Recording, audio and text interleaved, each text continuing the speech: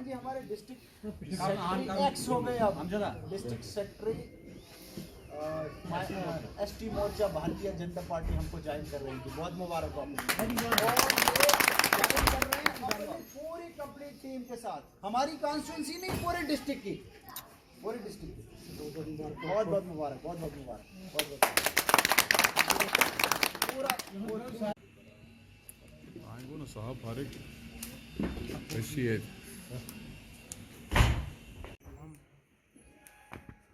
मालकरम साहब शोध कर मालकरम साहब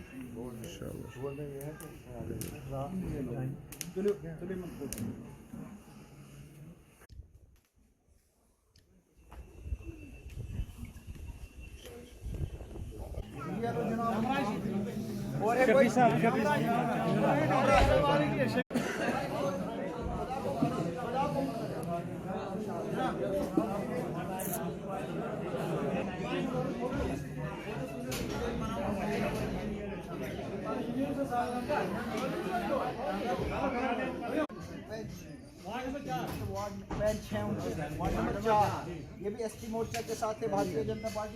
ये आगे ये भी उनके साथ थे, ये भी ज्वाइन कर रहे हैं। वार्ड नंबर 5 के बीजेपी में थे, ये भी ज्वाइन कर रहे हैं। इन सब के ऊपर बीजेपी का असल चेहरा आया हो गया है। ये भी हैं हमारे भाई जमात अली साहब, ये भी बीजेपी में थे।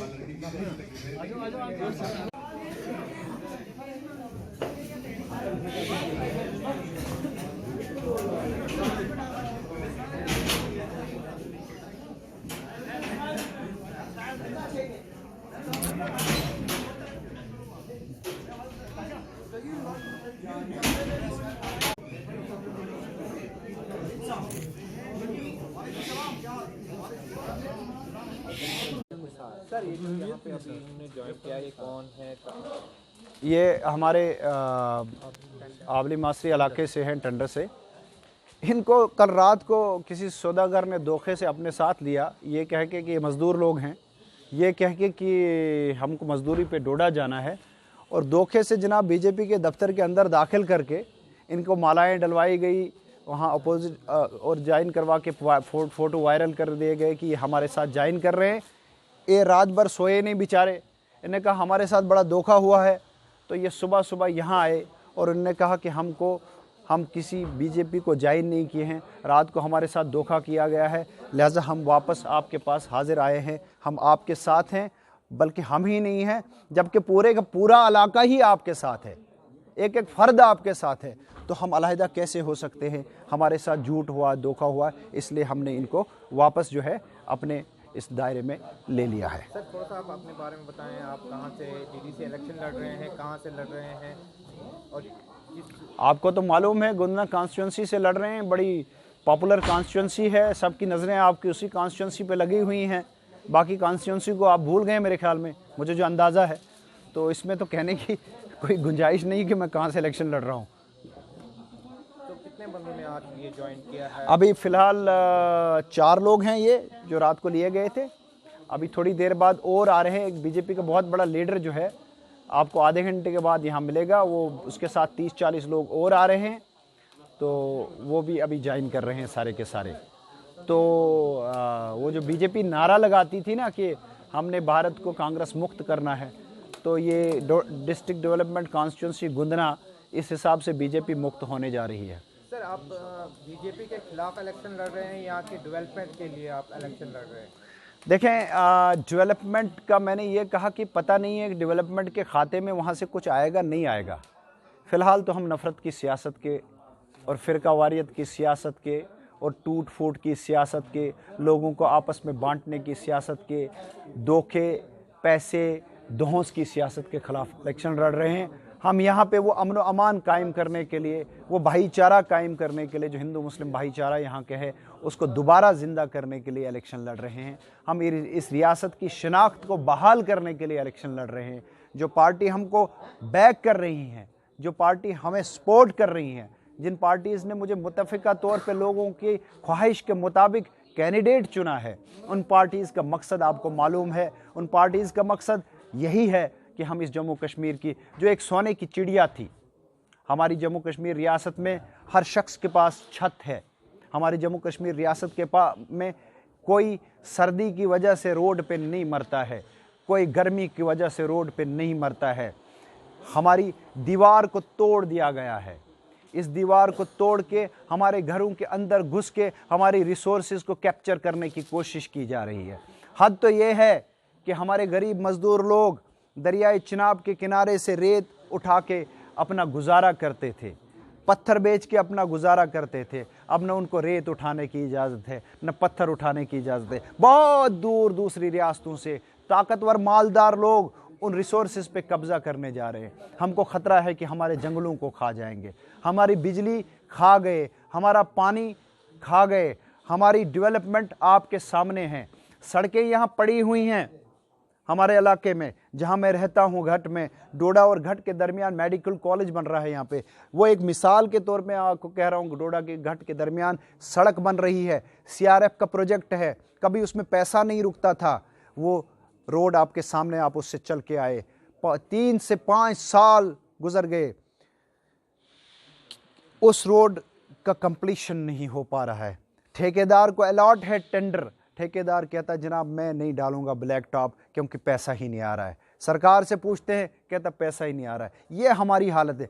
लिहाजा आप डेवलपमेंट की बात करो, हमारे कल्चर को बर्बाद करने की बात करो, हमारे शिनाख्त को मिटाने की बात करो, हमारे रिसोर्सेज का लूट खसूट करने की बात करो। इन सब मुद्दे हैं हमारे बुनियादी मैनिफेस्टोस। इनके खिलाफ खड़ा होना, इनके खिलाफ लड़ना, इस जुल्म के खिलाफ, इस नाइंसाफ़ी के खिलाफ लड़ना, ये हमारा बुनियादी मकसद है इस इलेक्शन को लड़ना। डेवलपमेंट के जहाँ तक ताल्लुक़ है, डेवलपमेंट कंडीशनल है। मैं झूठ नहीं कहता, ना मैंने कहीं पे भी लोगों को आप इलाके में जाइए, मैंने कहा वो अदा करना झूठों का काम होता, हम वादा नहीं करते।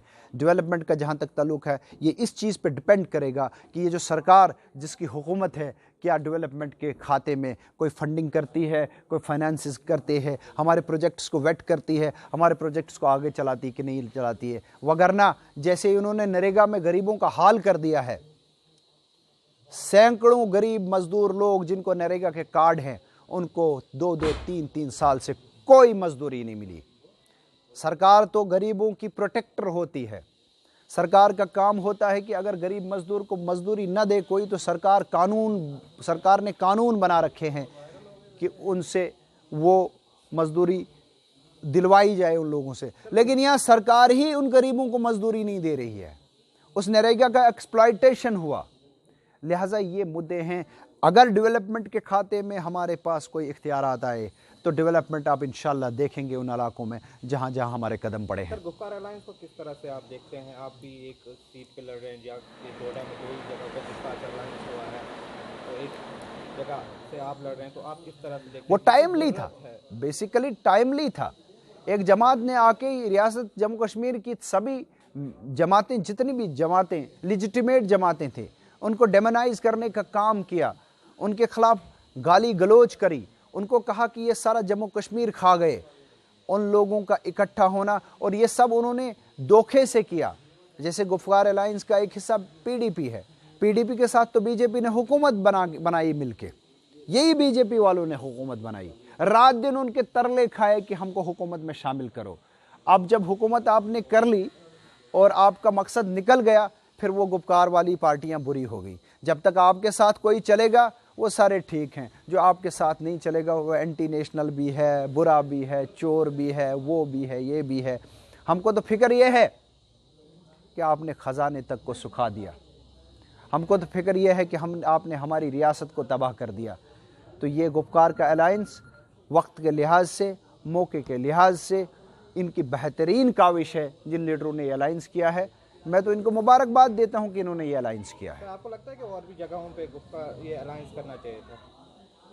देखें, अब ये इनका अपना, देखें ये बेसिक इलेक्शन था। मैं तो पार्टीज़ के बारे में कह नहीं सकता हूं कि उनकी क्या मजबूरियाँ और क्या स्ट्रेटजीज।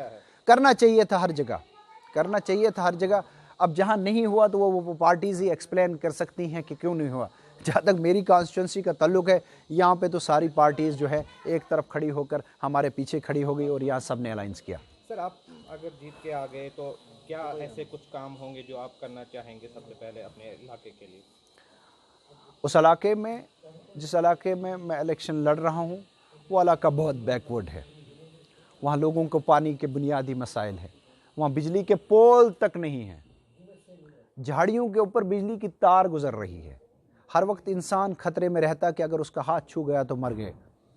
वहाँ सड़कें तो दूर की बात, रोड, वहाँ पैदल चलने की पगडंडियाँ नहीं हैं उन इलाकों में। डडल इलाके हैं, पहाड़ी इलाके हैं, अगर किसी का पैर फिसल गया तो वो ज़िंदा बच नहीं सकता है। तो उन इलाकों में कम से कम पहली फुर्सत में, जैसे मैं इस कॉन्स्टिट्यूंसी में चला, मैंने जो है खनकूट इलाके में और बखना इलाके में और ब्रेसवुना और शादीवन और गढ़त्तर और पुनियाला इलाके में और जाने कहाँ कहाँ, जहाँ तक मैं गया इन इलाकों में देखा और दिल किया कि कम से कम इनके ब्राइडल पाथ्स बना दिए जाएं, कम से कम 3-3 फुट की सड़क हर गांव के दरमियान बनाई जाए जिस पे लोग आराम से चलें। बाद में देखेंगे रोड का उनका हक है, रोड के नाम पे उनके साथ धोखा किया। मैं बखना गया, बखना रेवेन्यू विलेज है, मैं हैरान हो गया कि बखना आज तक PMGSY के साथ क्यों नहीं जुड़ा है। मैं पुनियाला गया, पुनियाला में लोगों ने कहा कि परिहार साहब यहाँ आए थे 2014 इलेक्शन में और हमसे कहा था कि अगली बार जब मैं आऊँगा तो गाड़ी में चल के आऊँगा, लिहाजा वो इस बार पुनियाला में आए ही नहीं। सड़क उनका भी हक है, प्राइम मिनिस्टर ग्राम सड़क योजना है, वो कोई किसी पे एहसान नहीं करता है, वो सेंट्रल गवर्नमेंट की 2002 की बनी हुई स्कीम है। अगर कोई आदमी ये कहता है उनको कि ये सड़क मैंने बनाई है, अब ठेकेदार का काम तो सड़क बनाना ही होता है, वो तो उसमें पैसे कमाता 2-2, 4-4, 5-5 करोड़। अच्छा, बनशला गांव है एक, गुंदरा से इसमें मलवाना के नीचे, अगर आप एक्सप्लॉयटेशन देखनी है, मैं बनशला गांव में गया, छोटा सा गांव है, वहाँ रोड तो दूर की बात, वहाँ हम जब पैदल चल के गए तो रास्ता ही नहीं था, बगैर रास्ते के हम पैदल गए। और फिर एक्सप्लॉयटेशन देखिए, ये जो इलेक्शन हो रहा है, बनशला गांव नीचे है, पहाड़ी इलाका आप समझ सकते हैं, और मलवाना बटल वहाँ से करीब करीब 5 किलोमीटर ऊपर, जहाँ 2 घंटे लगेंगे किसी नॉर्मल आदमी को पैदल चलने में, ऐसे बिल्कुल स्टीप है। बनशला गांव में स्कूल है, बनशला गांव में पोलिंग स्टेशन नहीं बनाया है, पोलिंग स्टेशन उनका बतल में है। आप ये अंदाजा लगाइए कि पोलिंग स्टेशन तक अगर उनको न दिया जाए तो सरकार की क्या मंशा है। मैं इस वक्त यहां से गुजारिश करता हूं, यहां से बैठ के, कि अगर ये गवर्नमेंट देख रही है, आप खुद ज्योग्राफिकल एरिया और उनकी मुश्किलात देखिए और बनशला में पोलिंग स्टेशन बनाइए ताकि उनको मुश्किल ना हो वोट। यही हाल शहरोत में है, किस हिसाब से पोलिंग स्टेशन बनाए गए हैं। कहीं तो एक ही स्कूल में 2-2 पोलिंग स्टेशन बनाए गए हैं, कहीं बड़ी बड़ी बस्तियां हैं, उनमें क्यों जानबूझ के पोलिंग स्टेशंस नहीं बनाए गए हैं। हम तो इस चीज़ को लेके हैरान हैं। बाकी रोड्स का नेटवर्क जो है वो हम जहाँ तक हो सके, मैंने देखा है, हर इलाका मेरी नज़र में है, फ़ोटोजेनिक इमेज मेरे जहन में बैठ गई है।